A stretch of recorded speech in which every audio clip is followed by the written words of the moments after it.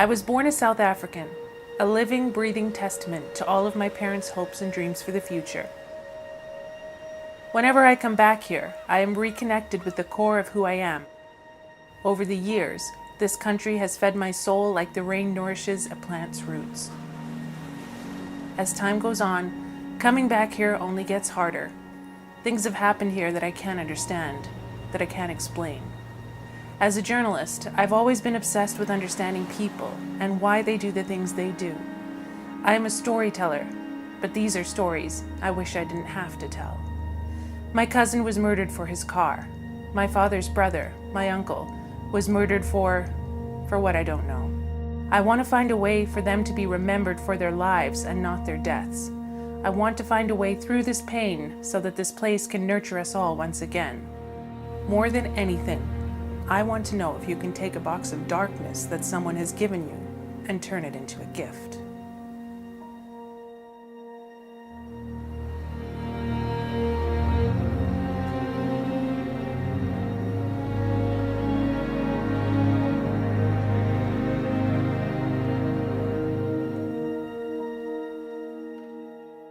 Growing up, I always knew my dad was a wild adventurer.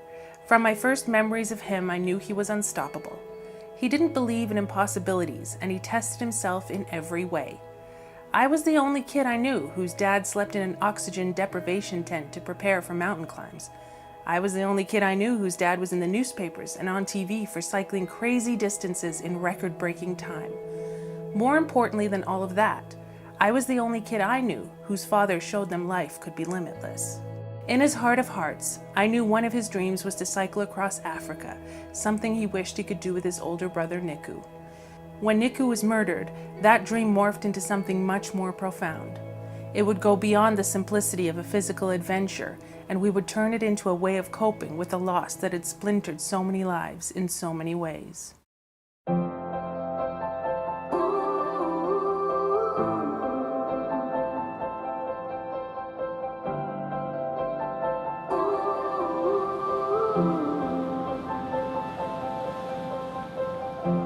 The goal is to cycle from the most southern point in South Africa, Cape Agulhas, to Cairo, Egypt, through Botswana, Zambia, Malawi, Tanzania, Kenya, Ethiopia, and Sudan. For the first time, I'll be joining him on one of his adventures. My father and I are alike in many ways, but differ profoundly in others. He is a self-described impatient person. I am, in his words, too patient.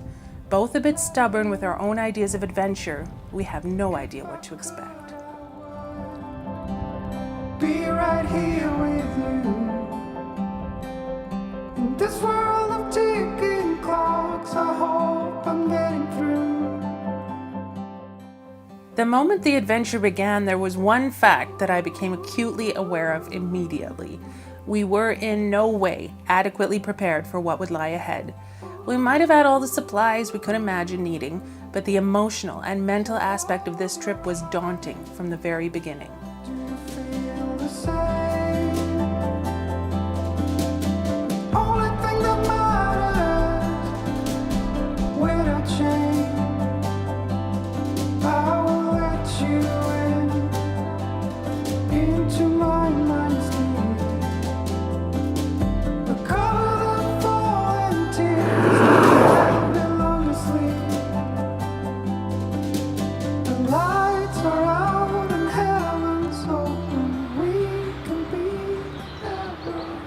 I break it the whole day in small segments and try and just focus on the first 10 Ks.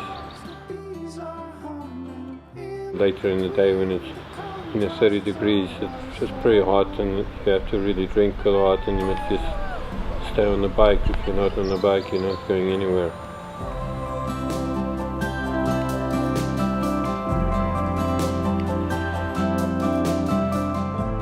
It was quite amazing at Riversdale. I was just waiting for my crew to arrive when this young Chinese guys stopped on the side of the road and come to my side and start chatting to me and said that he left China in 2013.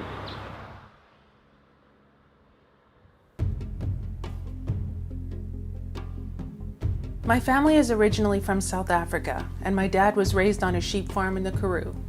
Throughout most of his life, South Africa had been under the shadow of apartheid, and by the time I was 6 years old, the country's struggle for freedom was making it a dangerous place to raise a family. When my mother became pregnant with my brother Arno, they knew it was time to act.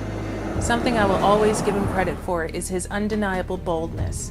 He is brave, and no matter what he sets his mind to, he gets it done. So, like any other plan of his, he made the craziest sounding thing happen and moved his entire family 10,000 miles across the world to Canada.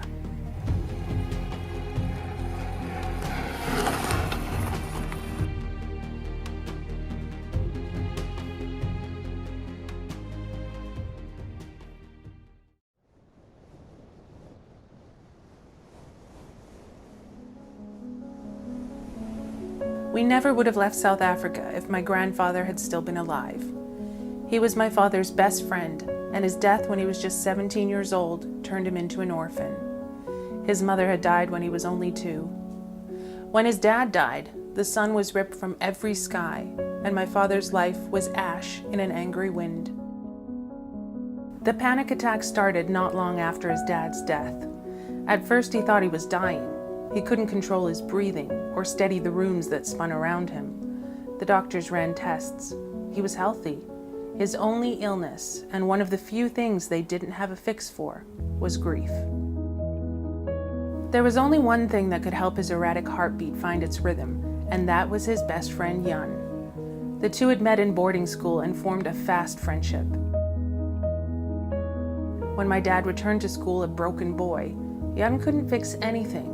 He could only hope to distract my dad with endless games of chess.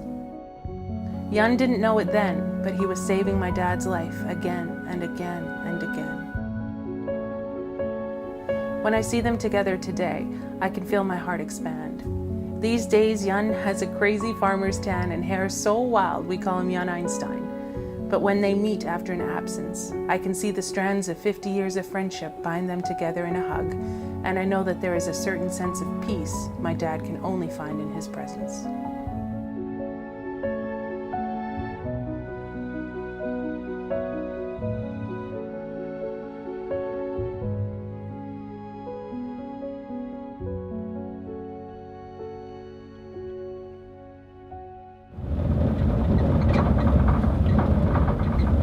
Totally surreal, eh?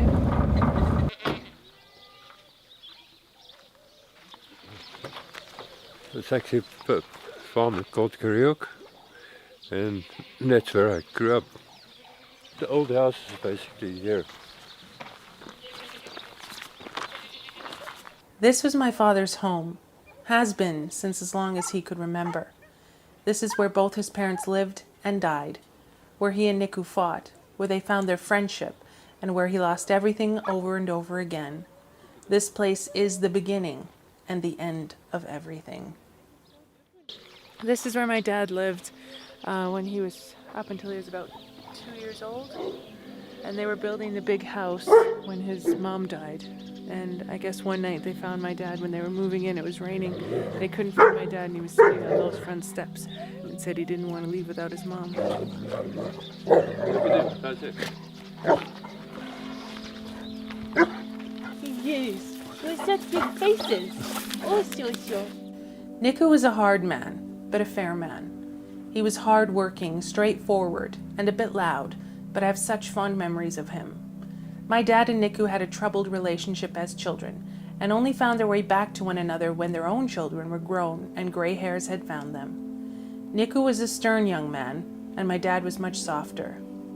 Niku had to take over the farm when their father died, and having so much responsibility so young gave him little time for my dad's wild-eyed ideas of what life could look like. My father was a dreamer, and Niku didn't have time for those.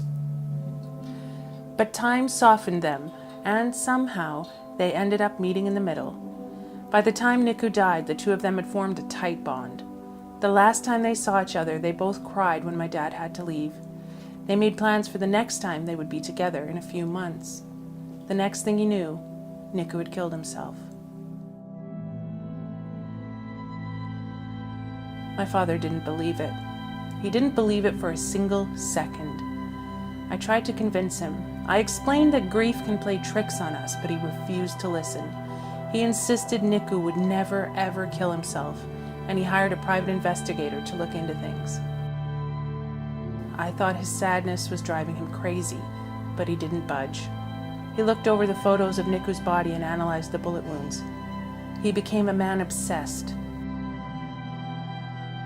When Cookie, Niku's wife, was charged with his murder, I was stunned.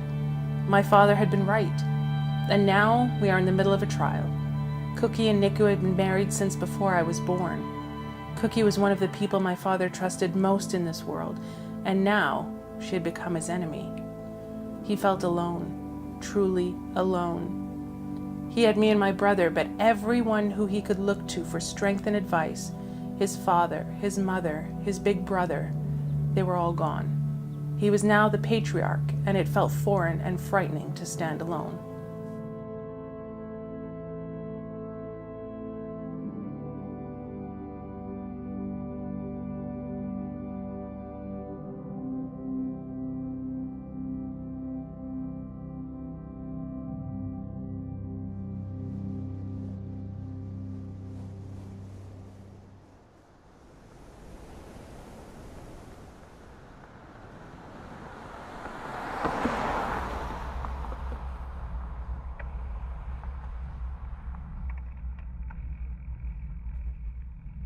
First thing in the morning, you're extremely stiff from the previous day. You start up at 5:30, 6 o'clock. Sometimes you had a cold shower the night before, so you didn't warm up very well. You start at 6 o'clock, everything aches. You just hope to get through the first hour first. Basically, concentrate not to have an accident or a mishap in that first hour until you warm up and your muscles get used to the pounding of them day after day after day.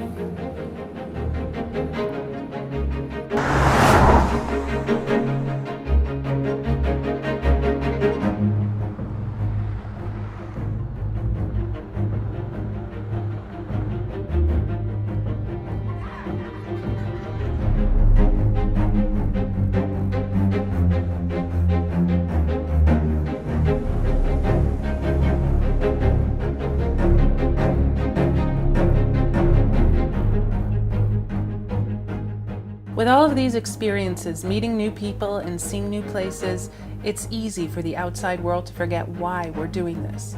But we never forget. I always feel like Niku and Olwen are with us, following us on this adventure and experiencing it themselves.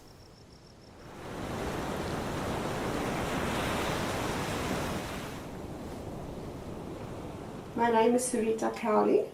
Olwen Cowley was my only child. And on the 31st of August in 2012, he was murdered. He advertised his BMW on a Gumtree on a website to sell it. And these people contacted them. The guy's name was Jason.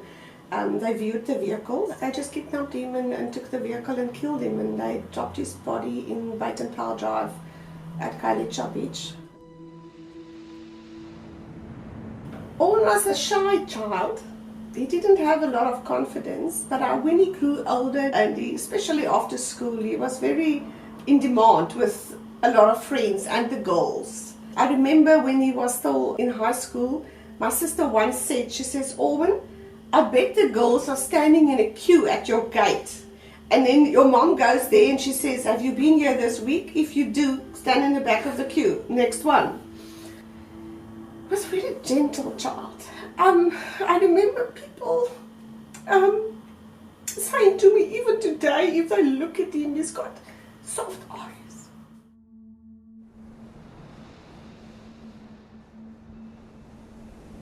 I spoke to him 5:15 that day, and then by 6 o'clock when he was still not home, I started phoning his cell phone. First it rang, and then as it carries on, it was just dead, or it was on voicemail. And eventually it was just dead. You couldn't get any answer. And then I phoned Bianca and I said, Bianca, do you know where Olwen is? And she says, yes. Auntie, they told me he's going to have a look at this vehicle. I said, well, it's like 6:30. And remember, it's winter. It gets dark. Well, it gets dark soon.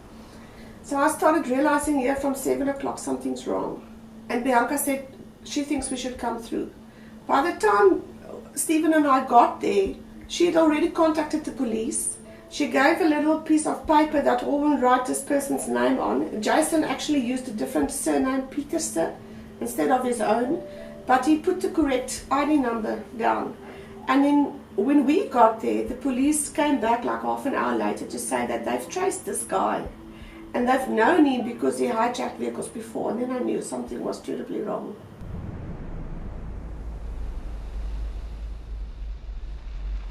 That evening, it was almost around about 12 o'clock. I just told my brother, I said, Owen's still missing. Now everybody's looking for him. And my brother said, don't worry, they will find him. They will find him.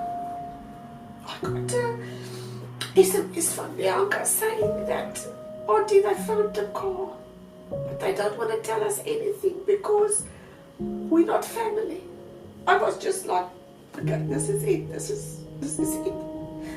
And a few minutes later, my sister found my mom on the cell phone. My sister said she had put something out on Facebook or on a site.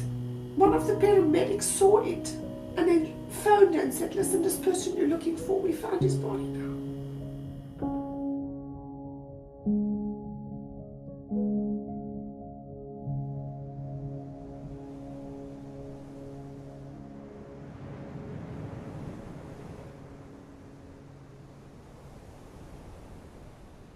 I didn't expect when I got the paper that his face would be on the front page. I thought this article would be on the second or the third page. I took the paper and I was standing in the shop and I said, this is my child. This is my child. Losing a child is not something that a parent should ever do.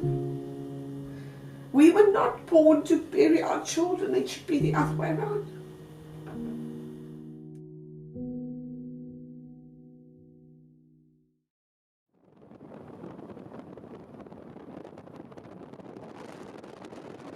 So I think we lost my dad a little bit. I'm not exactly sure. I think he might have made a wrong turn off if he didn't get a flat tire. So we're just gonna circle back to the last place that we saw him, and if not, we're gonna take the turn off and see if he went the wrong way for the second time today. Police came and stopped us to say that the old man is up ahead. Really nice police.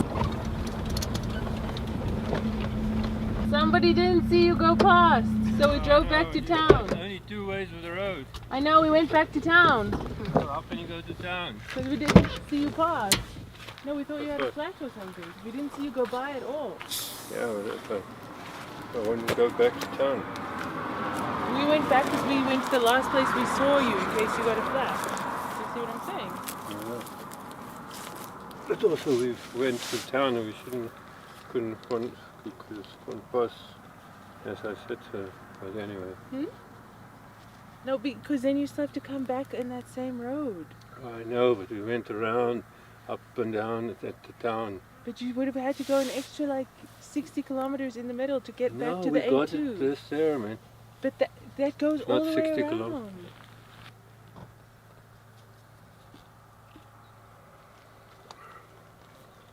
Just stick on the A2 and then everybody knows where they're going. Just get me a banana, please. I'm just frustrated because I'm the only one that does fuck all around here.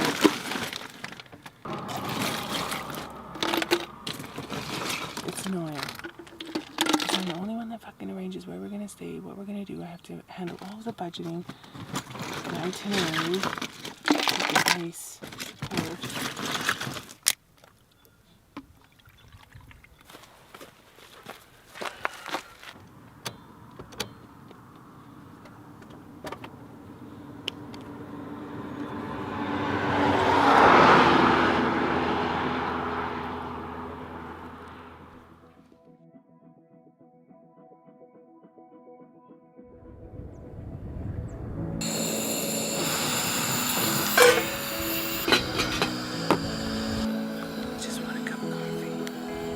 I need my glasses, I feel naked. Do you want to wear mine? Here.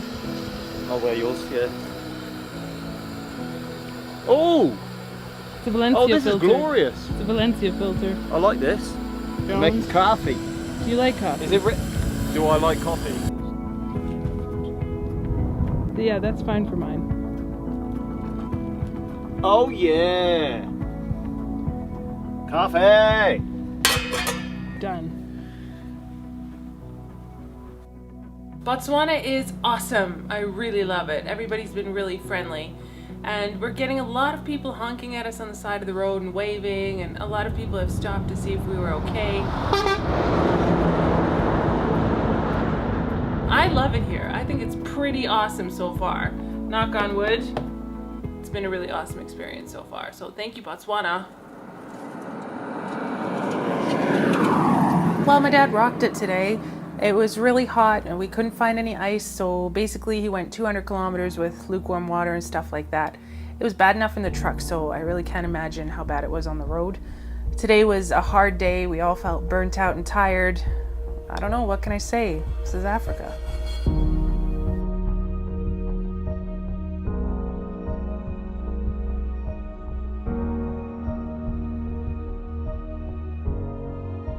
One thing we didn't realize when we started this trip was just how many times we'd be stopping throughout the day.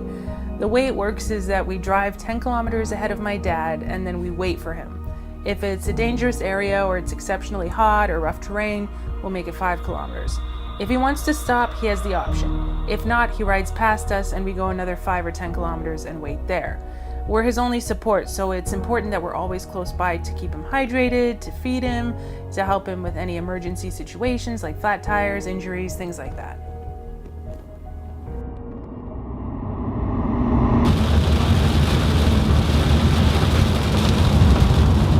What's the concern? We dropped him off about an hour ago at 6:15 and at 7:15, and we've gone about 35k and we can't spot him, and it was raining really, really hard, so I don't know, we're just gonna turn around and try and get back on the road and see if we missed him or something.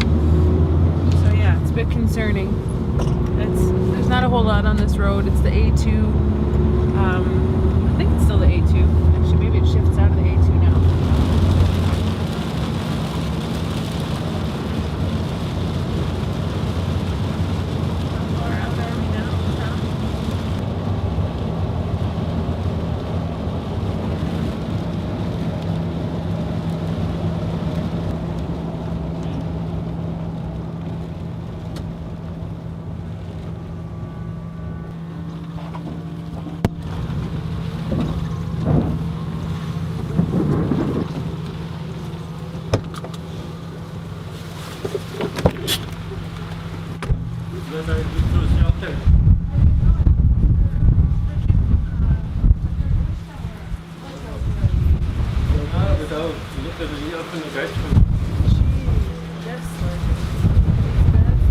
Let's go back to breakfast.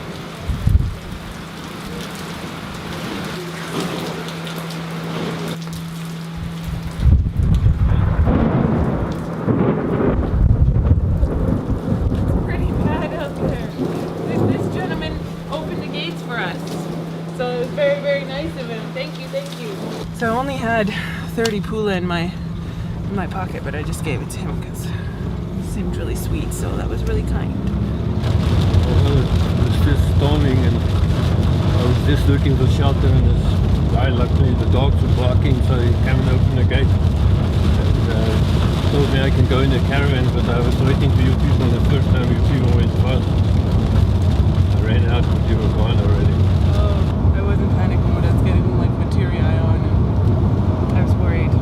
We're gonna go have breakfast. Dad needs to warm up. He's very, very cold. A bit shaken up, I think. What's this? Shit. Time to turn around. Unsuccessful. Check now. Somebody made a boo-boo.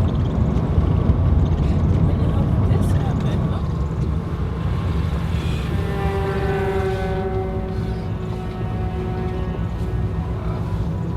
Holy crap. That's bad. Doesn't look good. It's not a good day to ride.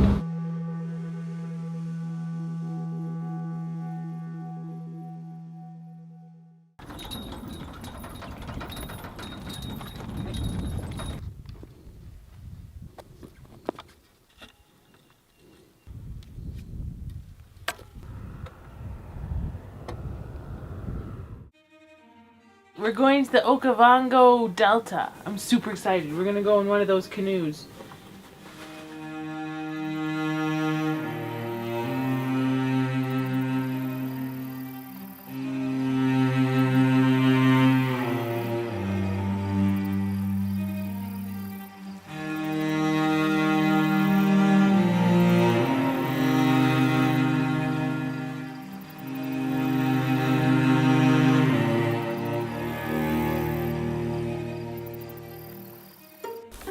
The Okavango Delta is something very different. There's so much life here, and it's so tranquil. It really feels like the birthplace of life itself.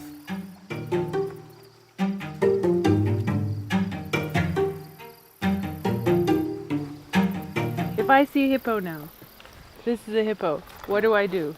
Just stand still? Or do I run? Or do I play dead? I should run. Because hippos is one of our aggressive animals. They're more dangerous, yeah. But if I see a lion, I don't run. Lions, Because yeah, they'll lions, chase me, yeah, right? Yeah. lions is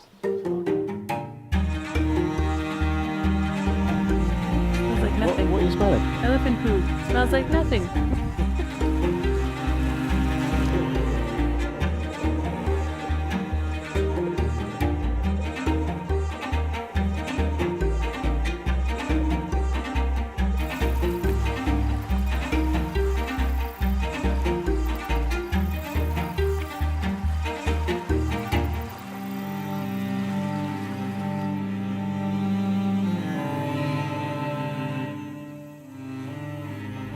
I'm gonna be honest, I'm starting to get pretty nervous whether my dad can physically finish this trip. He's just not as young as he used to be, and he's not covering the distances each day that we originally planned.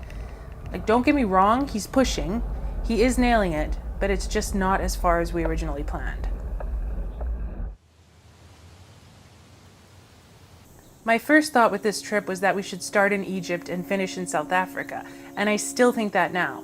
It's becoming clear that each country is going to become more difficult, and if we're already struggling, things aren't going to get easier.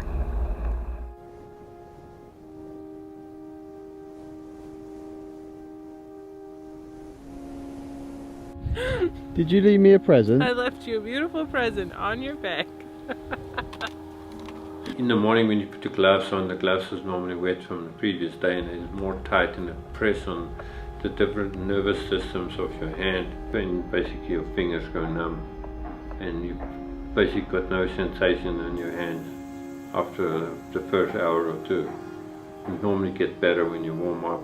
But the feet is the same thing because of your feet swell up a little bit in the sun and it's more compression of your shoes and your socks, so your toes go numb and your feet go numb as well.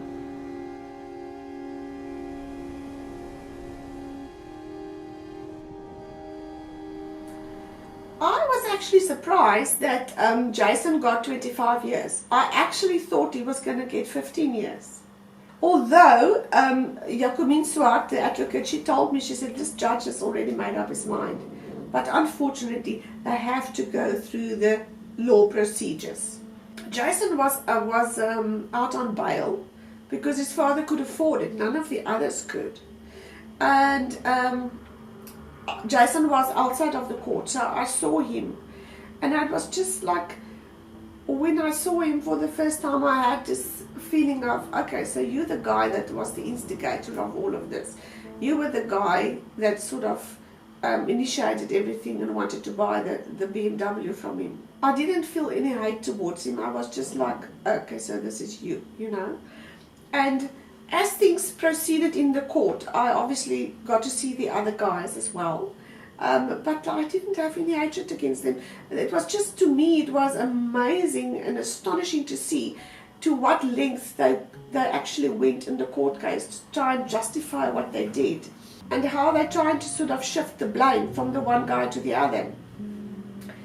Stuff like what Jason said, like, yeah, he didn't know Auburn, but the forensics people and the science people actually proved that he went to Auburn's Facebook to have a look to see who it was before they met. He was the one that phoned him on his cell phone all the time.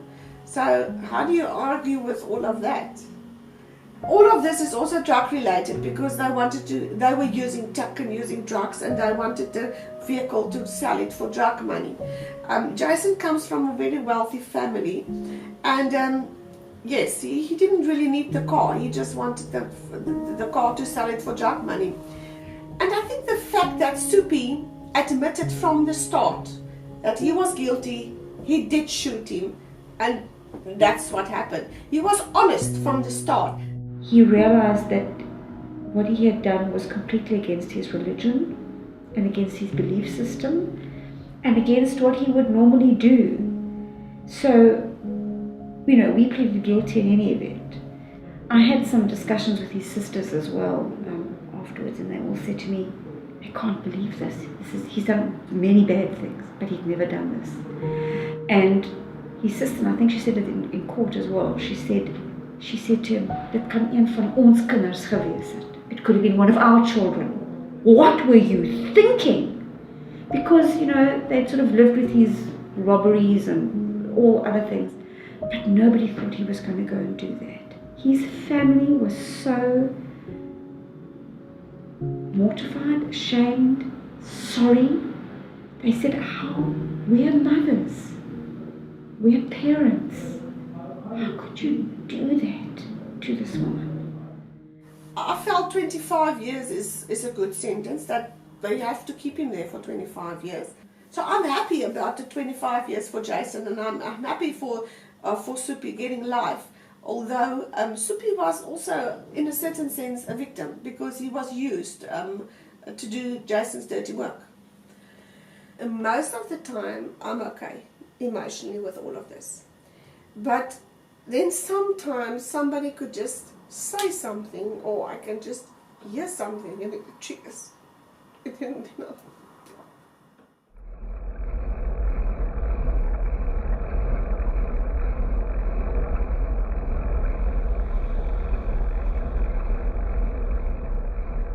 The A33 is an experience that we just didn't expect. This road is something beautiful. It's something truly special. And I know it'll always be a part of this trip that I'll remember forever.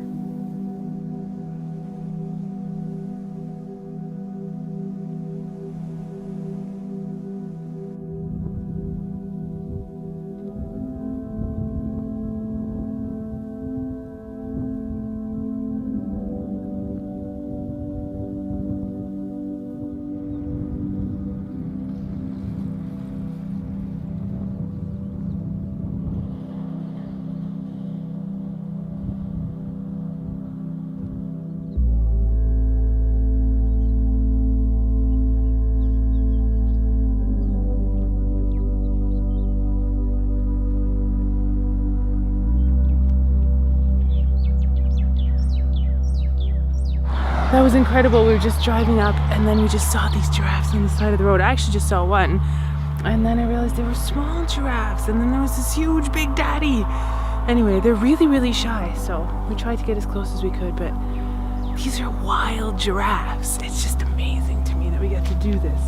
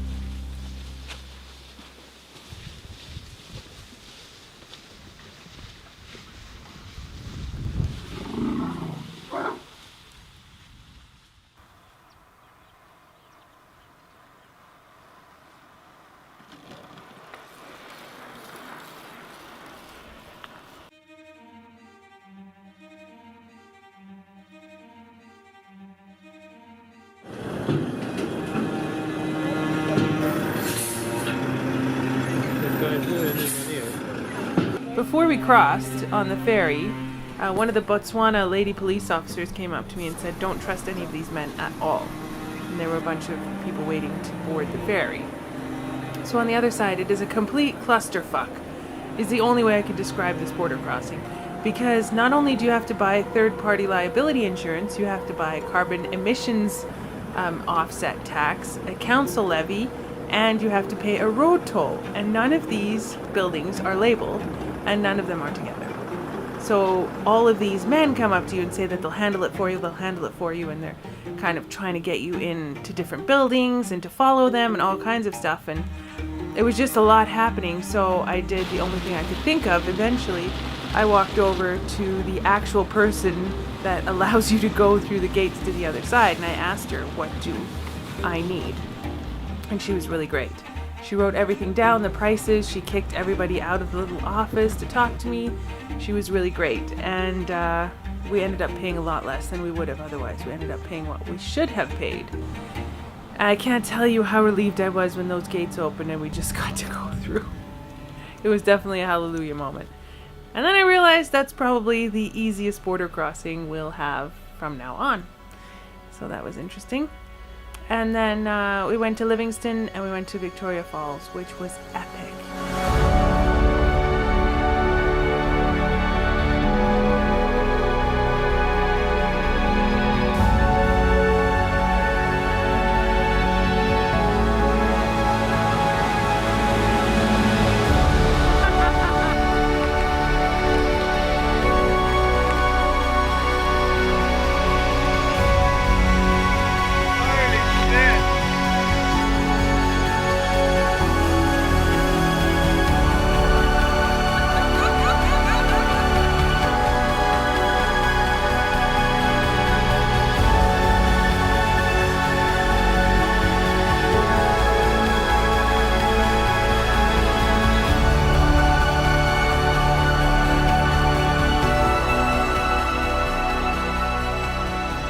I feel like we've picked up momentum now. We're in the groove, so to speak.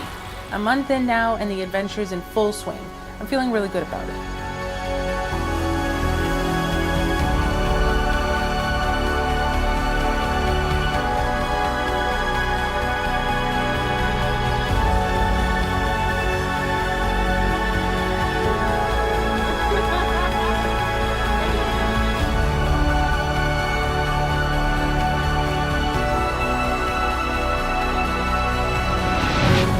Oh, so the gentleman came and said his eye's sore. How are you? And he said, not well, my eye's sore, so take him some saline solution. Okay.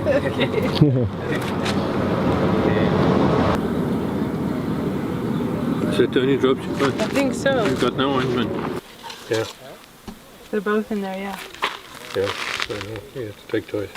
You take one now, one in the morning. One in the morning, one night. He just said, how are you? And he said, oh, I'm okay, my eye's sore. And then my dad said, let me see it.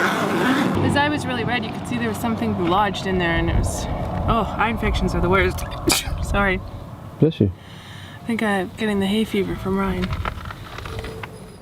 We arrived in Lusaka, Zambia today, and holy shit, traffic. It was nuts. People on bicycles, people selling everything you could possibly imagine. Vans cutting you off, people driving on the wrong side of the road. It took us at least an hour to get to the road we needed to get to, which doesn't sound like a lot if it's a major city, but we weren't going very far. So it took ages. I don't know. Lusaka's a bit of a different place, but we are staying in a really nice spot, so that makes up for it. Tomorrow, we get to meet with Esnat from Contessa, which is going to be an awesome experience. And right away, we're going to go up to Kabwe and we're going to see one of the projects up there. You are welcome to our homes. We come from different homes. You are welcome. When we rocked up to the Contessa school after picking up Esnat, the greeting was so beautiful and unexpected. They were so welcoming, singing and putting on a dance performance. There seems to be such a nice unity around these children.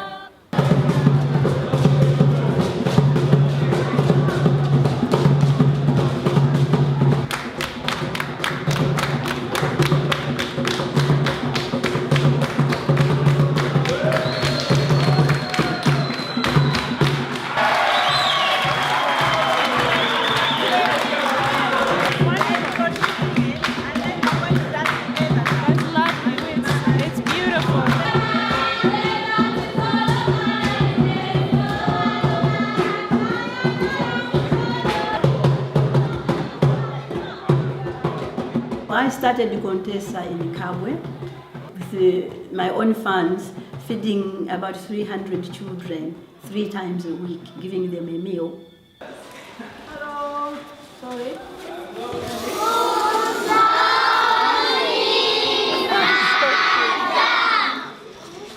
Good morning.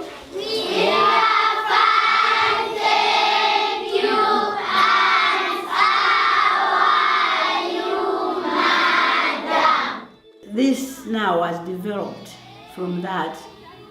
We have got about 850 children here at Kabwe. That's our main center. When we started planning for this trip, finding a smaller, reputable charity was next to impossible. I checked close to 100 of them, with most having little or no financial statements to view. Ongoing monitoring of previous children helped, or the ability to show me in person where their funding was going. It was a sad state. It left me very disheartened, and it showed me exactly why many of us are hesitant to give. I wanted to find someone who was busting their ass to do good, and someone who could prove it. Enter Esnat Avon. She might be little, but this woman packs a mighty punch straight to the soul. Whatever money we get from everybody, donate, we want it all to be just for the children, 100% for the children.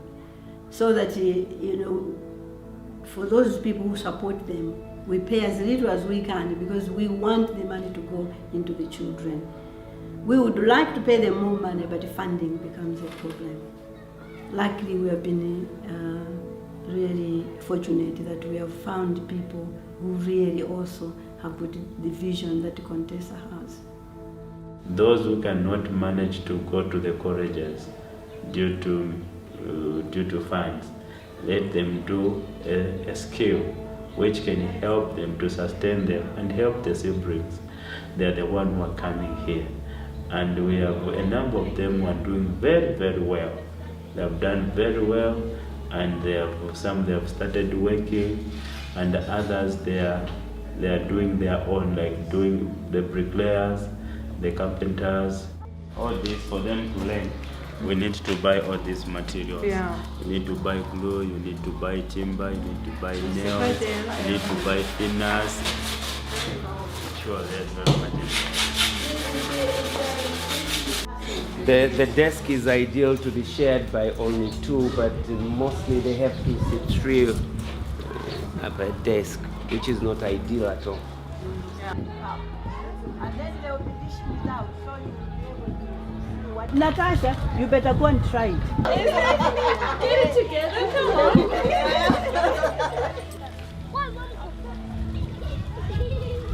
During our last financial year, which ends in June 2014, we delivered 624,000 meals.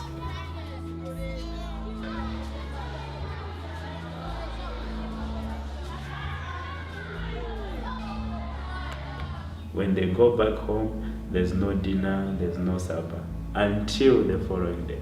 So they have turned this place as home. They just go there to sleep. Come back here to find the love of a father, the love of a mother. They come here to find food. They come here to find joy. Everything they find there. What do you eat here mostly? Fish, sausage, chicken, veg. Which is your favorite one? Vegetable. You like vegetables the most? Yes.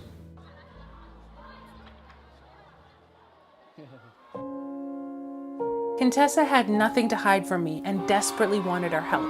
The message I received over and over again was always, look with your own eyes. Most of the children Esnat helps were orphaned when their parents died of AIDS. In Zambia, 16.5% of the population is made up of orphans. That's over 1 million children left without food, shelter, or love. Not only that, but these vulnerable children are easily abused and otherwise mistreated. Esnat doesn't start orphanages, she starts feeding programs. Esnat doesn't give kids stationery, she provides education and skills training programs to handle an actual job market. She doesn't give orphans pity. She gives them the one thing they can't find on the streets: respect. Esnat doesn't want these kids to survive. She demands they thrive. Running with the birds would be safer.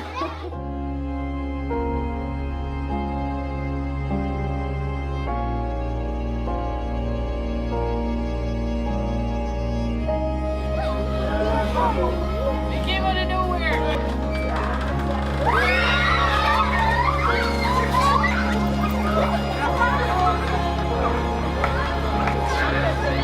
I think one of them was genuinely terrified.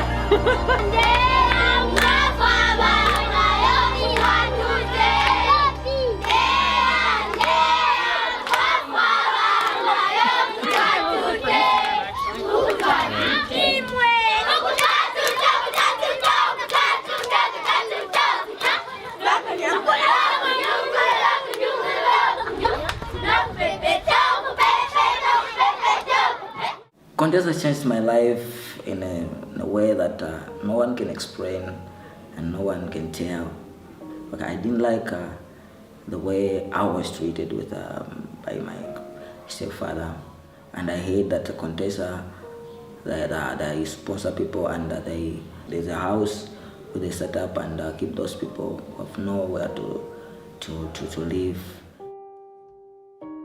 So I came to Mr.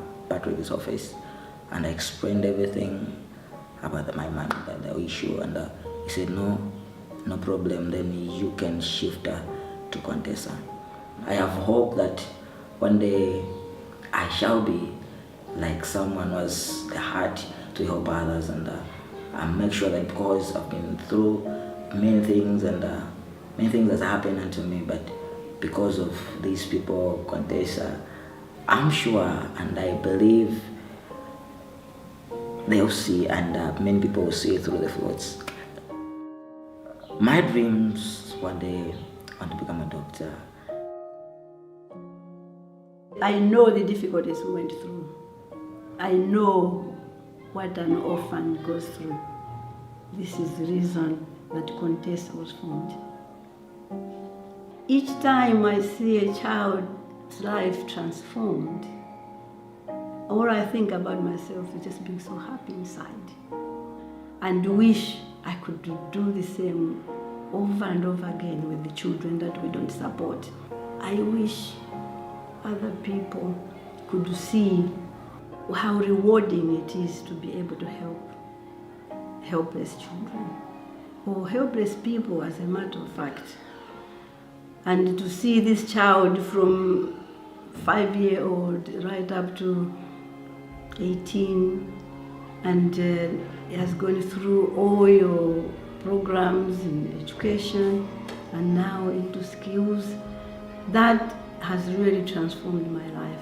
And even if I don't get enough funds, I always feel that I'm sure somebody somewhere will see and help us to continue. And it makes me very passionate each time I think that, we have helped over 12,000 children now with Contessa.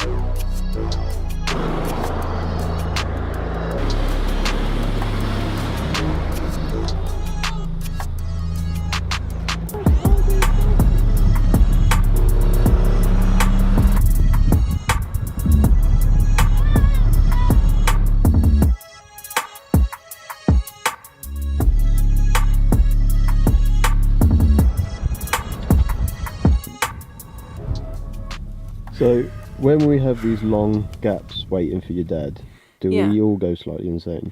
We do.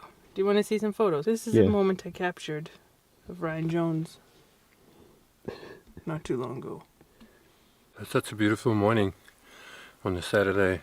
Sun is shining, beautiful weather, road is good, and you think about what privilege you have to be here and not in a dark office, 8 to 5, routine lifestyle, sit in front of a TV and go nowhere. So I think one must appreciate what you've got and just enjoy every moment.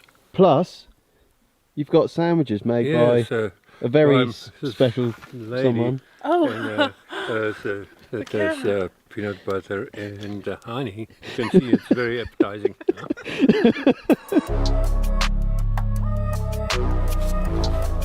Tar.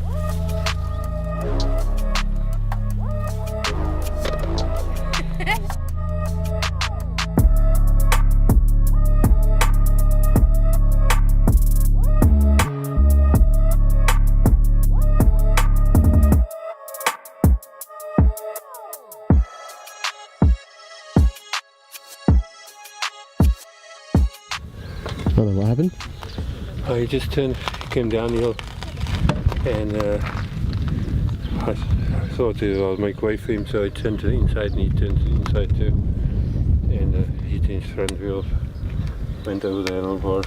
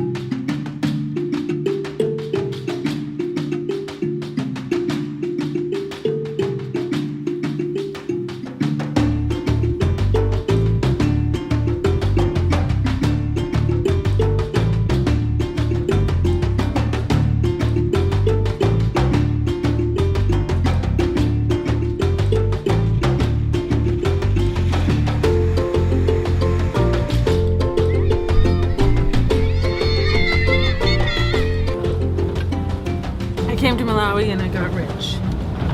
This is $200, actually not even. This is about $180. And you have to carry this around because they don't really take credit card in a lot of spots, especially a little bit out of the main cities, so we have to start carrying cash. This has to be one of the coolest places ever. We are in the Kasangu National Park in Malawi. It's the second largest national park here, and we happened across this really cool place. I can't remember what it's called, the Pita or something. It's a little lodge and it's right on the water, and there are tons of hippos in here. Many, many, many hippos, said the housekeeper, but he said we're safe here, so we are kind of stalking them. And we heard a bunch of grunting and it's really exciting. So my dad has decided to go over there and try and spot them. He's very stealthy, as you can see in his fluorescent orange. They said they heard a shot 2 days ago and they think maybe he was shot. We tried to call the vet, but yeah, that's about 4 hours drive. Is it? Yeah. So I'll stay here for 4 hours and keep an eye on him because he can't keep up with the group, so he's very vulnerable. Oh my goodness. And this is terrible. You see his dad? Look, he's walking. I know. Shame. I'm not a person who will look in the future. So I think my purpose for now is to be here and to protect the animals, especially the elephants. Because I say animals because we don't have a lot left. This park was called Kruger Park in the early days, and nobody will come here anymore. The rhinos are already extinct. But we do our best, and some people say, Remy, you're bringing water to the sea. I'm very positive. I just still want to fight for it. Very proud that this lodge is now up and running, and it needs to go to the next level. So since last year, November, Yobe Thompson is managing the lodge now. So now I can fully concentrate on my elephants. I named a lot already, and it's so good to see when you're back from, even if it's just one daily long, when you come back and you see Bobo or Fupa or Mr. C, then I'm like, oh yes, they're still there. And I say, oh yes, they're still there because of poaching. I think out of 1,500, 30 years ago, 40 years ago, I counted 48 last year. So it's bad, it's really bad. Anti-poaching unit here is very important. I need them, they need me. They need information from me to know where the elephants are, in which months. I need information from them, so one cannot survive with the other. Well, I've done the army before. I didn't really see any good reason why we was standing there and there fighting, and for me this is a good reason to fight. If you protect elephants, you also protect the whole park. Deforestation, encroachment, water poisoning, and all of those problems we got. How many people in your unit here? In total? Yeah. Not enough. Park is really huge. It's 2,300 something square kilometer, and we're definitely not enough to counter poacher. So with the little equipment we have, we try to just protect the park, send a message. We do also sometimes some extension, go in a village, patrol in the village and explain, try to explain that it's not good to poach. It's a long process. It is really hard, and the amount of distance that we have to cover, it's huge to protect the park. So we work with communities a lot, and they give us information that we can go and arrest poacher. We also work with the police and magistrate, try to change a bit the mentality and give more or bigger sentences to the guys we catch. The problem is the government doesn't have much money, so we help as we can.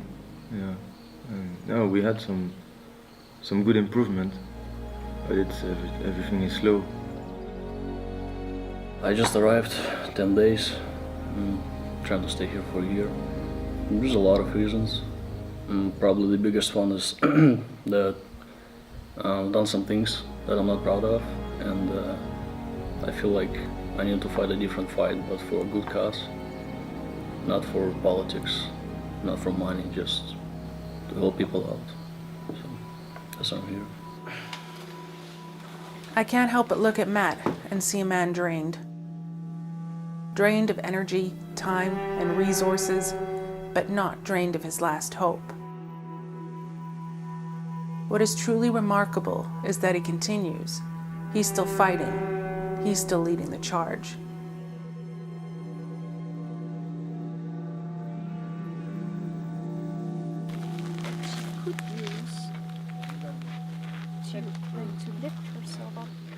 One of the challenges with wildlife medicine, especially when your goal is for them to stay in the wild, is when to intervene. And so even before I went to go look at this elephant, I had in my mind, what are some of the things that I'm looking for that would mean that I can do something, that I can help? The problem with a wound or an injury like this is that if there's a big nasty wound, if there's a snare, there's something we can do something about. She is eating, but I'm not sure about drinking. I don't know if she went to the lake before she came out here. So we're just going to try to find and look for her. And then she can see herself. Hopefully she can see the wound a little bit closer by. She has her binoculars with her. And if she sees that it is possible to remove the bullet, because what we then have is like the bullet itself, and we can match it with the poacher. Okay. And then he can go on trial. It would be great if we have the bullet, but if it will harm the elephant more, then I don't want her to do it. But it would be a win-win situation if it's possible to operate her, get the bullet out, treat her, and then the coming days I'm just going to monitor her, and then we have the bullet. When we went out and saw her, it was obvious. She is very, very lame on that leg. She's having a hard time picking up the foot, And also she's just not being able to bear much weight on it. And even though she can move around, she's eating, she went out with her family, it's obvious that her mobility is very limited and that she just is in a lot of discomfort. We're looking at her wholly. You could see a place in the ear where it looked like the bullet went through. And so I was following that to the other side of the ear and then to the point of the shoulder. And it did look like there was a bullet entry. It's something that you might be able to stick your finger into.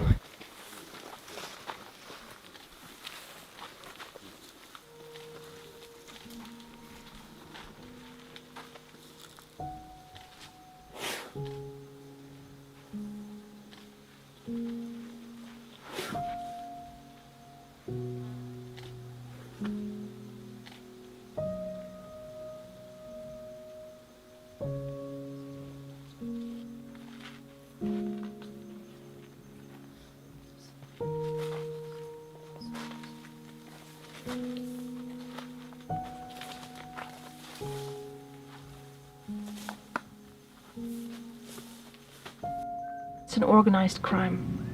A lot of people think it's the poor Malawians who needs money and feed the family. It's not true. These guys, they don't care about animals, they only care about money. They have big houses and cars and they just want to have more and more money. So it has nothing to do with feeding the families. Not anymore. Maybe it was in the early days. Then there was the real hunting. These poachers needs to be punished. And in Zambia, in Kenya and Tanzania, the poachers can't choose to pay a fine or go to jail. Here in Malawi, they can still choose. And that's for us also hard, because then of course they choose to pay money. They will get their money somewhere. And then they are back on the street, or in this case, in our bush the next day.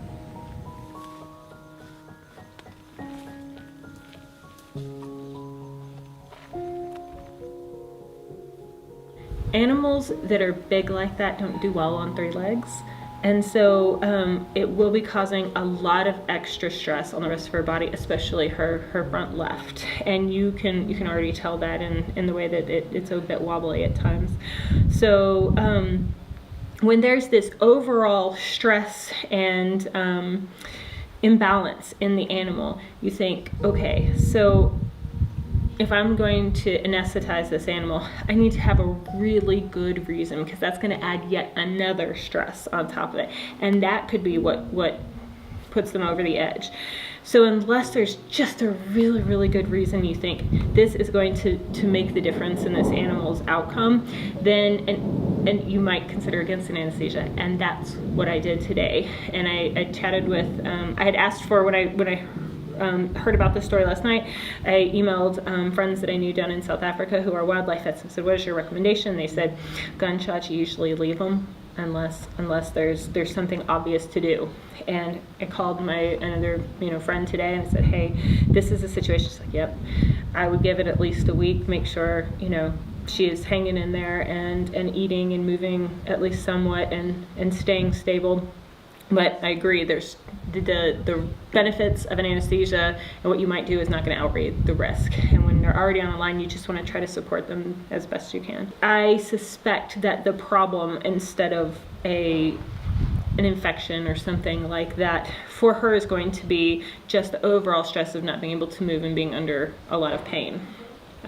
That doesn't mean that we need to rush out and euthanize this animal. I think giving her some time is fine, as long as she's eating, moving, and maintaining body condition and stuff. I think you can give her some time to hopefully heal. If it becomes obvious that she can't do that, then you might consider a different course of action.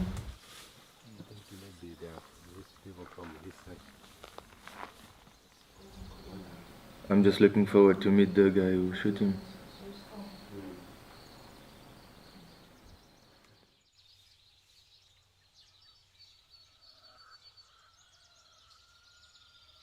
The problem is to get volunteers come here. It's on their own cost, and because we don't have money, I also ask them to pay a bit of money for their stay, if they stay for a short time. So that's a lot of money for them, so they must be really motivated. If I can at least be able to pay for their food, then we can have much more people, and that will help. I mean, I know a lot of guys who complete mess after they came back from Afghanistan, just drinking, doing drugs, and barely hanging on to any jobs. And they need to think about making peace with themselves and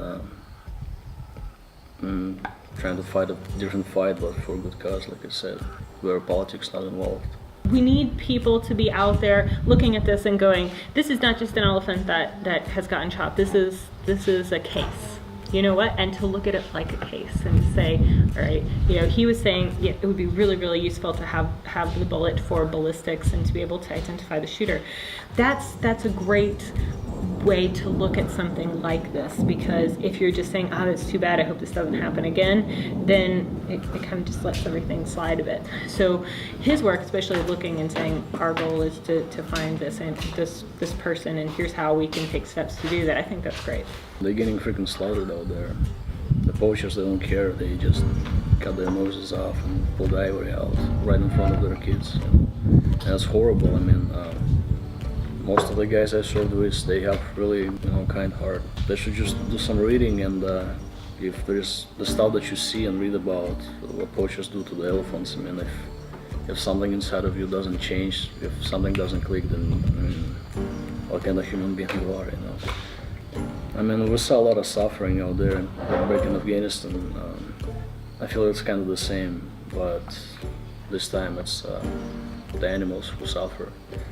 I just want to help, and I hope the guys back home, they will, like I said, do some reading about it, and something will change, and they'll come out here. I respect these guys so much. They risk their lives to go into the bush, try to find poachers who are heavily armed.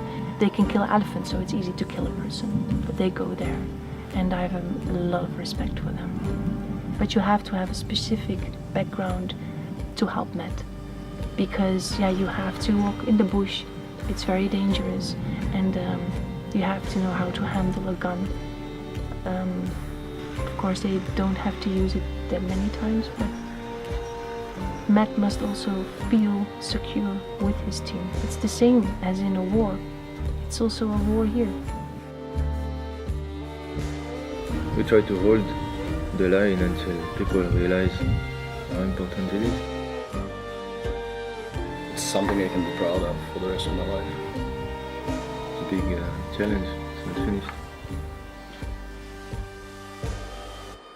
Kasangu is an example of the many parks and conservationists within them fighting a losing battle. Losing all of the elephants is a very real possibility if more people like Remke and Matt don't step forward to help. Poaching will mean a world without many of the things that make Earth the most beautiful planet in the solar system.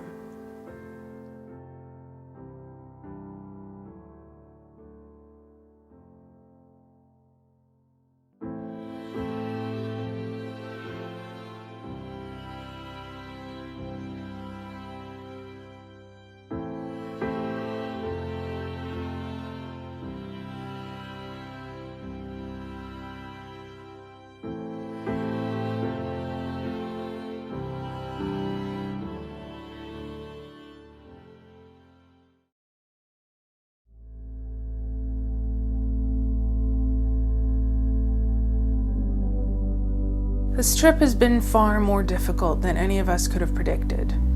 We can feel ourselves becoming more and more emotionally and mentally fatigued as the days wear on. The things we are seeing are not what we had envisioned. There is more sadness and destruction than there is hope. We are deep in the heart of Africa, and home feels a very, very long way away. I find myself obsessed with the stories. I play them in my mind at the end of every day. I have no urge to look at makeup or worry about what I'm wearing. All the materialism from my old life disgusts me. We have been infected with a huge dose of reality, and there is no antidote.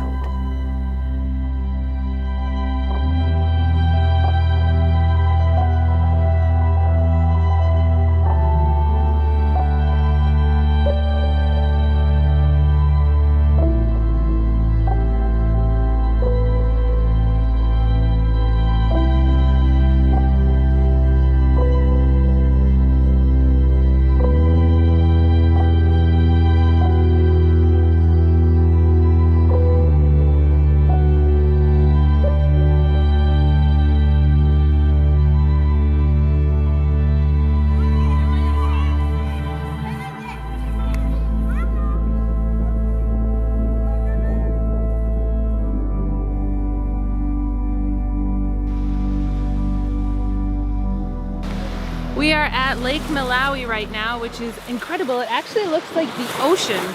It's really strange, and it reminds me of it if we can, but it's really quite beautiful. So it's time to be a little bit more discreet as we move up through more northern Africa. Right now we're in Malawi, moving in through Tanzania, and there's a lot of touchy subjects that we're covering for the documentary, and we don't exactly want people to know what we're all about. So we're taking off the stickers, the website, that kind of stuff, just to be a little bit more careful.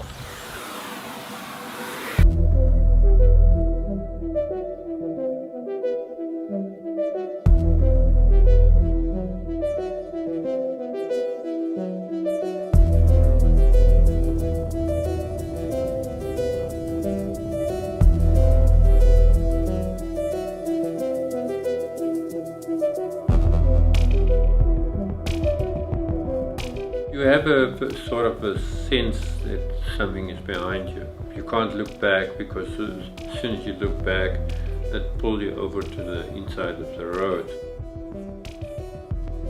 And you brace yourself because if it's a big truck, you have to concentrate if there's any vehicles from the front, because a lot of times two vehicles can't pass one another with me in the road as well. A lot of times I have to go in the gravel and worried about punctures and falling. So it's very difficult and stressful, especially uphill as well. You go slow, and you know, there's really a lot of trucks on the road as well.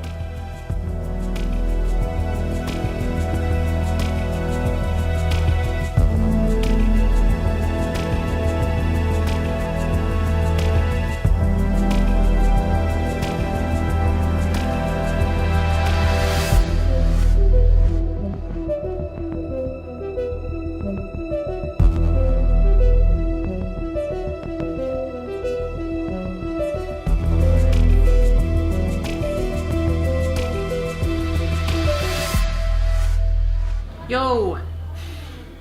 We are in Manyoni, day 53. Sorry about the noise. It's a little guest house. It costs less than $10 a night. For that price, you cannot be too picky about your bed or, you know, going to sleep and having no noise. So that's what's going on in the background. It was a different day. We're on our way to Singida, and today my dad just wasn't feeling very well around the 100K mark. And so he said that he was just dizzy and he wanted to sit down, and he ended up throwing up. And we laid him down for a while, put out the sleeping bag, and he said he was feeling much better after about, I don't know, it was about 20 minutes, something like that. I wanted him to stop. It was 100K back to Dodoma, and we didn't know if there would be any accommodation in Manyoni, so he didn't want to stop though. He wanted to keep going. So that's what we did. It was a bit worrisome. I didn't know what was going to happen, and I just kept thinking if he throws up while he's on the bike, he could end up falling over and being hit by a car, or if he's dizzy and he passes out or something like that, but he just doesn't listen. He needs to rest and he needs to eat better. I mean, he's eating French fries and Coke, and it's just not very, very healthy. So I do worry about that. I am concerned about my dad, but at the same time, he's gone through a lot and he's been through a lot. So while I'm concerned, I never count him out. I never assume what's going to happen or what he'll be able to accomplish, because he's blown my mind several times. So I'm very careful to walk that line where I'm supportive but not smothering. And I definitely think those are two different things. So while it's difficult, the whole trip is difficult. I mean, yes, there are moments where there are incredible highs, but there are also incredible lows where everything just feels like overwhelming. So at this point, just take it a day at a time. I don't know what's going to happen tomorrow. I only know what happened today. And every day here seems to be a bit of a surprise. Something new happens. So we'll see what happens tomorrow. Maybe we'll end at the end of Kilimanjaro. Maybe we'll end in Nairobi. Maybe we'll make it all the way to Jerusalem. No idea at this point.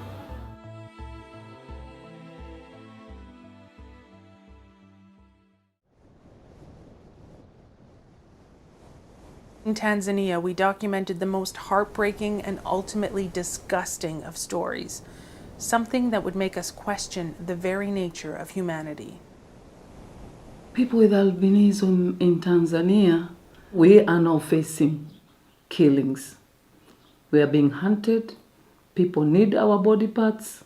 They say when they get our body parts, they'll be rich. They'll get wealth through our body parts, our hairs. They say that when they get our bones, when they go to the area where there is gold, they get a lot of gold. When they go to the fishing area, they get a lot of fish. That's their belief. I don't know if it's true. Myself, I don't believe. But I think they believe because they continue with the killings. They continue with the killings. Before starting school, I was young, at home playing with other children. They teased me. Some other pinched me. I cried, begged to my mother. Discrimination is still there for people with albinism.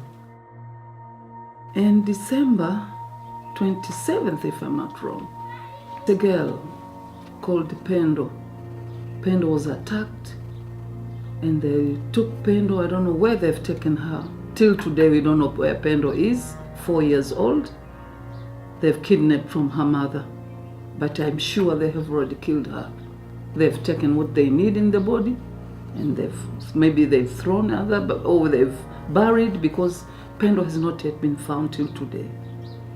In February, another boy, Johanna Bahati, 1 and 6 months. They attacked Johanna from her mother. After the second day, the body was found, but without legs, without hands. They've already chopped them off. Let me take off my tears. I'm thinking of those two girls. My tears are coming out.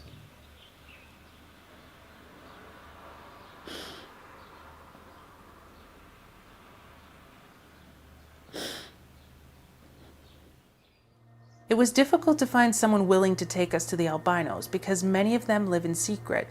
Their lives are a constant battle to evade the human hunters. Eventually, I was put in contact with Miss Happiness, an albino herself, so that she could take us to the villages to meet the albino children and their families in their homes. We had to be careful not to be followed, and we were instructed not to tell anyone about the project. What we found changed us forever in every way possible. All this killing of albinos, there is the impact of witch doctors. Themselves, they are seeing it is the impact killing albinos. Some of them, they believe themselves that if they kill albino and take the part of the albino's body, for example hand, then they are taking them to the witch doctors. Then they believe when they take there, they are going to become witches. As well as in this year, they are going to steal for the general election. Yeah. They believe that if they get albinos, some of them they are going to get good posts in the government as presidents, prime ministers. So the government, there are government officials that are believing that... We don't know who are they. Yeah, you don't know who. Yeah, we don't know who are they, but we wonder, near the election, why? Yeah, why? Why every time near the election? But there's an election this year. Yeah, this year. Yeah. When you walk in the streets, do people say things to you? Do they ever call you names or? Sometimes, yes, but not that much. Does it make you scared or just you ignore it? Because I appreciate myself, I used not to care. That's a good answer. That's a very good answer. Wherever I go, anywhere, I must have someone with me. I fear for my life. That's how it is for all people with albinism. They fear for their life. And that's why there are schools in Shinyanga region, there is Tanga region, Mwanza region. There are schools where people, the children with albinism, are being sent by their parents there. I call it dumping place. They dump them because they never come back. The children can't stay there without love of their parents. They must be taken by their parents. It's terrible. Wherever you go there yourself, you'll cry. It's terrible. Terrible. It's for them to stay there. It's terrible. Well, they are saying that people with albinism never die, they disappear, which was not true. They were being killed after birth. But they were killed because in those lake regions, wherever they feel that having a child with albinism, it's a curse. So therefore they kill them. The first thing which is needed is awareness, education. All those regions are lake regions and the regions nearby. Education must go there deep down to know who are people with albinism. Why are they white? We are white because we don't have melanin, but we are human beings. It's a genetic condition. They are needed to be informed. They don't know. If they know, they'll be friends with us. We'll be familiar with them. They won't kill us. They think we are ghosts. That's what they say. You people are ghosts. You are not human beings. It's for those people with albinism who are living very far in the villages. They must be removed to the area where there is a people around because they are staying very far. The attackers are coming. They do whatever they do and they run away. No one knows till late. But if people stay in the area of rural areas where there are people around, those attackers can't come. They can't do the killings around there easily. People think that when we are born, we have these scars or we are pinching our eyes or the teeth are coming out. It's not there. They don't need to be like that because of sun. Sun is the problem. That's why they look like that, their faces. That's not how they were born. When you see an albino baby, very beautiful baby, albinos are beautiful like any other people. Feel bad even at sleeping time. Because once we hear someone knock the door, we feel, maybe they want to take Sophia. So the families who having the albinos, this time it is very bad time for them. We are living like, you know what, animals, small animals in the forest. We were just waiting. Maybe the lion will, once the lion will pass, the end of my life. We're living like that. I have hope and I'll fight for them. I hope one day the killings will stop. We are human beings like any other people. We are human beings.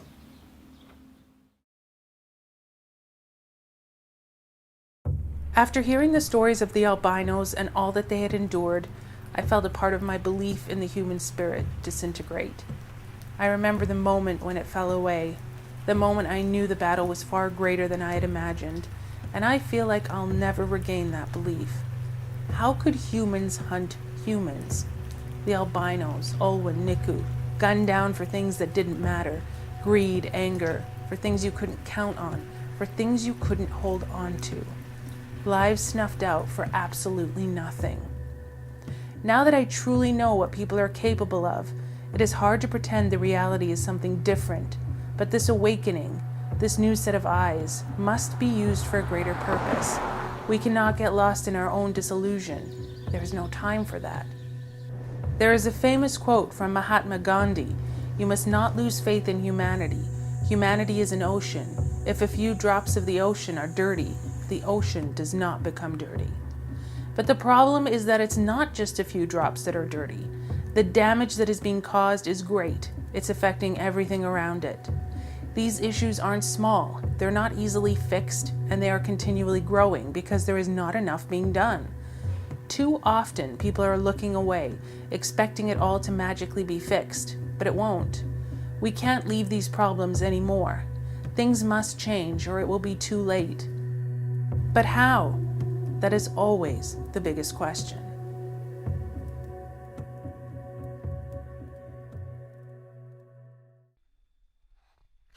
My brother is an absolute sweetie pie.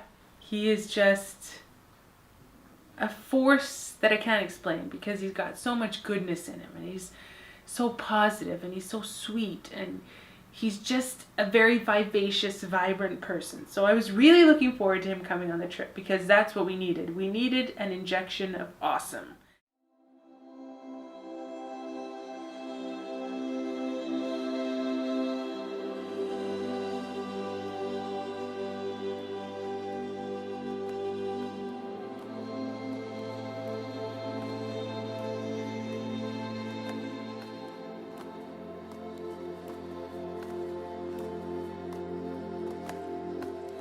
There's many things I've learned from my father, but none as significant as to live the life that you want with no exceptions, no almosts, and with no regrets. He is a man who has spent his life fighting against the odds. He lost both of his parents at a young age. He had a career in the military before committing himself to studying medicine. Failing several times, he resorted to studying by himself and continually retook his exams until he passed. He moved himself and his family to the opposite side of the world to avoid apartheid in South Africa and in search of a better life. Always an avid participant in sport, he found his passion in adventures, and there his heart has forever stayed.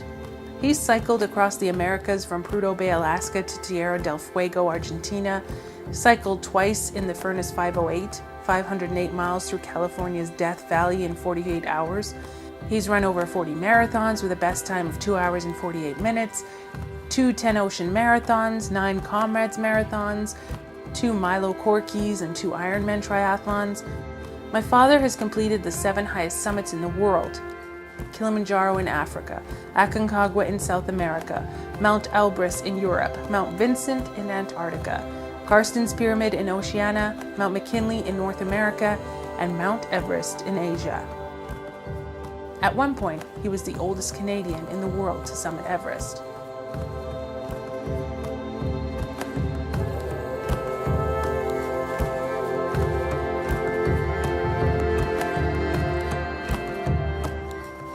His life is a roadmap of struggles, but alongside them are even greater successes. I couldn't imagine all the things his eyes have seen, all the aches his body has felt, and all the pain he still holds in his heart. But what I know is that he is still going.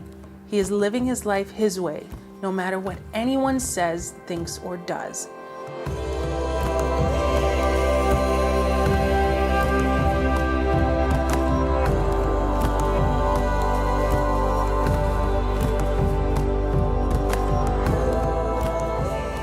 Everyone has an adventure in their life, a goal, a crazy idea, but there's only a few willing to chase them. What I know for sure is that my dad is one of them.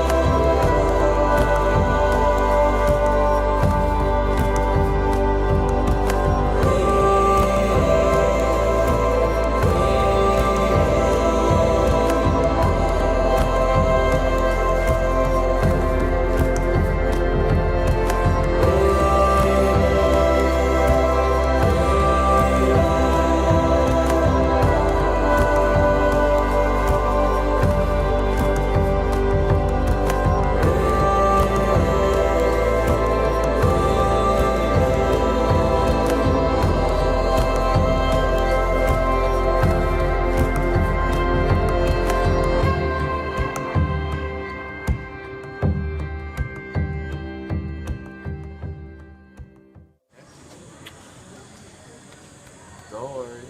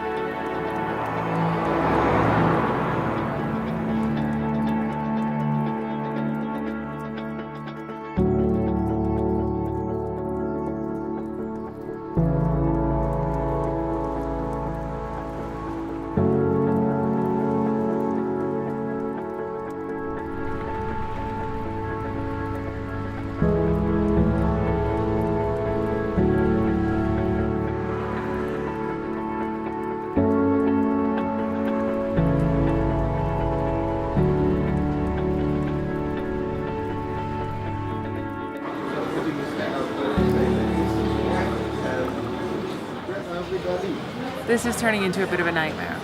For Ethiopia, we can't apply at the border, that you have to apply from our home country or from the airport. They're not going to let, with crime and all that kind of stuff, some Kenyan guy take across a vehicle that was registered in South Africa and his name is absolutely nowhere on any of the paperwork. We should have gone the other way around. But where would we apply for our Sudanese visas then? Here. Well, Egypt is changing their rules on May 1st, so you can no longer get a visa on arrival. Current policy is that tourist visas can be obtained on arrival at Bole International Airport in Addis Ababa, but this is likely to change in the near future without any warning. If we applied for Sudan back home, it would have run out by now. It would have run out over a month ago. Seems like it was much easier before, but now it's just not possible. There's no point in getting a Sudanese visa if we can't get into Ethiopia. Those entering by land will face extreme difficulty, all capital letters. Like everything is changing. Egypt was supposed to be pretty easy. Egypt to Sudan is easier than Sudan to Egypt. Yeah. And things like why? Why is it? I don't understand how that's a difference. We can't get a transit visa for Sudan without the country following it to be able to show that we are actually in transit. So we need to have our Ethiopian visa or our Egyptian visa as well. How do we get our Egyptian visa? We get our Egyptian visa from Khartoum in Sudan. We can't get into Sudan without our letter of recommendation, and we can't get our letter of recommendation without being in Sudan, and we can't get our transit visa without being in Sudan. Otherwise you have to drive back. I think we should go home. Us having this idea that in Cairo, magically, everything's going to fall into place, and that we're just going to be able to let go of everything that's happened, and somehow, in some way, the culmination of the journey will be the culmination of the emotion and the heartache and the loss. Maybe that's not realistic. Maybe what is realistic is taking the memories that we have and moving forward from here and going back the way that we came. Not flying back, but retracing our steps and retracing the journey so that we can go back over what we've learned and discovered and experienced, and hopefully coming full circle in this entire journey. To be honest, emotionally it was very tough for me not to complete it this time and basically put it off until a later date. So it was very difficult for me to refocus and reprogram my mind that's not the end of the world. Yeah, it's always much more difficult to accept it because I overcome a lot of physical problems on the trip. You know, firstly it was my shoulder before I even started, and it took about 10 days to resolve, and then the 3 falls I had off the bike that affect my left elbow dramatically. That's improving but not 100%. So physically I was just recovered now and looking forward to the last part of the trip, because I thought, I won't say the easiest, but physically and mentally I was prepared for the last trip, and it was a devastating blow not to complete it this time. I don't think my life would be worth living without adventure, so I will do it as long as physically and mentally I can do it. I would just train and prepare mentally, physically and logistically much better in the future.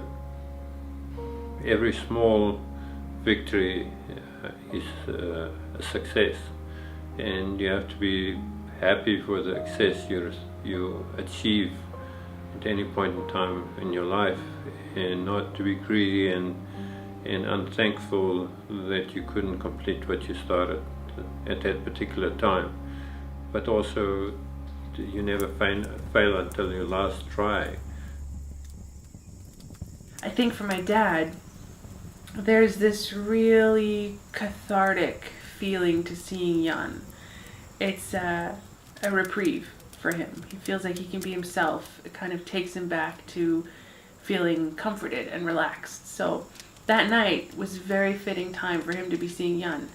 And I sat across from them while they were talking at the fireplace and just watching them laugh outside, the fire going, and just talking bullshit, you know, whatever they talk about, making jokes and talking about school and what's happened to people and, you know, who married who and who divorced who and why, and, you know, kind of silly things that you would kind of expect women to talk about. Just to hear them laughing about that stuff was really cool.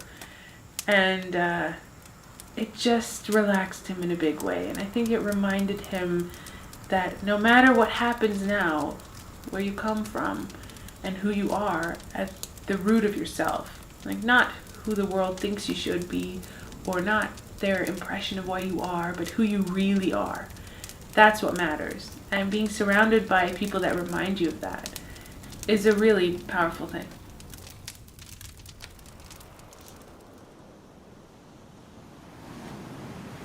I think a lot of people standing on the outside saying the court case has ended now, and they've been sentenced, and now it's all over.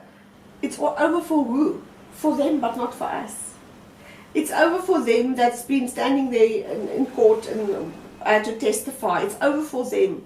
But it will never be over for me or my family because they've taken away my child. People don't realize that's never been here, that this is not something that you cope with and it's over. It's something that you learn to live with. It's like losing an arm or leg. You're not dead, you're just trying to live without it.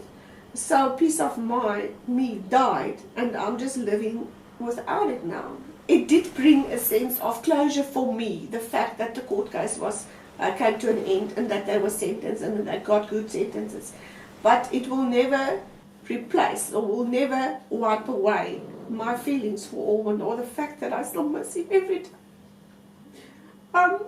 He will always be a part of my thoughts, and it will never be over. I just learned to cope with it.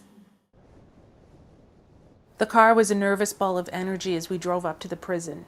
Supi had given us permission to film the interview and his meeting with Sarita, but at the last moment, the prison decided to rescind their permission.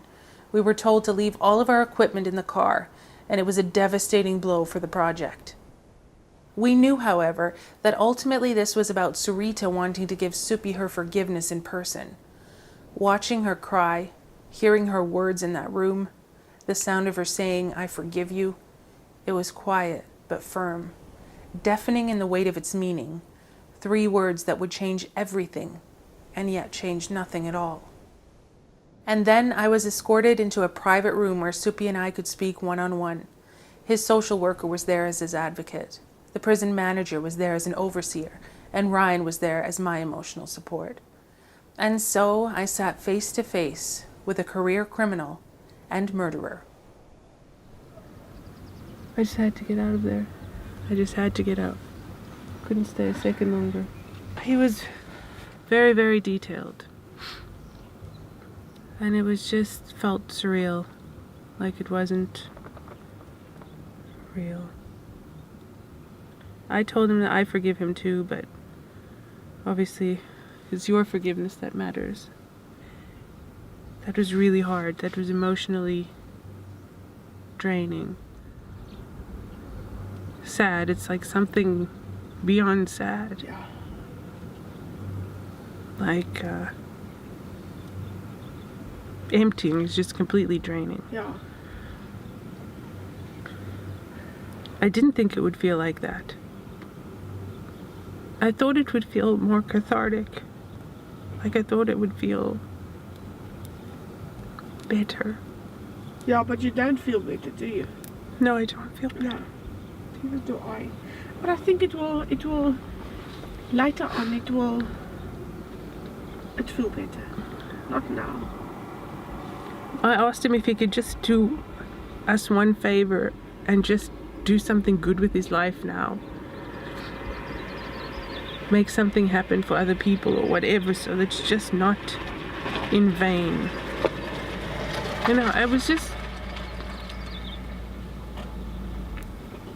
hoping that he had a conversation with Owen or said something to him, but he didn't.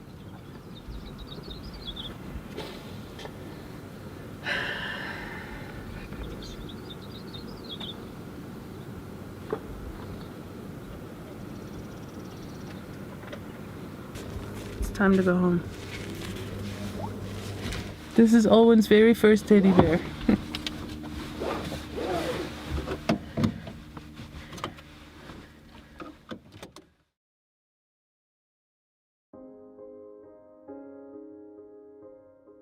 When we first decided to undertake this adventure, a good friend of mine told me to be prepared for the story to tell itself. That no matter what I wanted to happen, the real story might be drastically different to what I hoped it would be. That turned out to be the truth. I wanted to see if you could turn a box full of darkness into a gift.